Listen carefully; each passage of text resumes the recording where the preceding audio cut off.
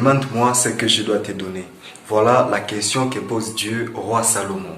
Donne-moi un cœur de discernement à choisir entre le bien et le mal, un cœur de discernement pour que je puisse bien gouverner mon peuple.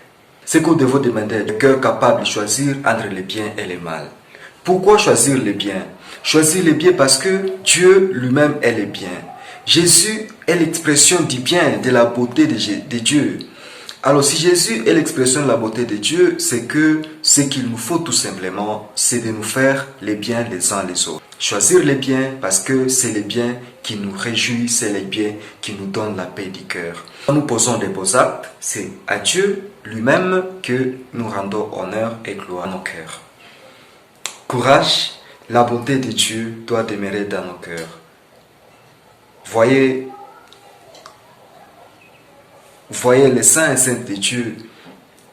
Tout cela aujourd'hui que nous appelons saints et saintes, ils ont travaillé dur. Et depuis les difficultés justement qu'ils traversaient, ils étaient toujours prêts à servir Dieu. Et servir Dieu, c'est faire le bien aux autres. Voilà la bonne signification d'être au service de Dieu. Faire le bien pour les autres. Parce qu'en faisant le bien pour les autres, on évangélise. Alors, chers amis, faisons du bien. Tant que nous faisons du bien, nous ne pouvons pas nous inquiéter du lendemain. Parce que Dieu seul sait notre lendemain. Quand nous faisons le mal, c'est une catastrophe. Alors, encourageons-nous les uns les autres à poser des actes chrétiens, des actes qui nous mènent à Dieu, à des actes qui nous rendent frères. Parce que le bien nous unit et le mal nous sépare. Pour dire que le bien est plus fort que le mal.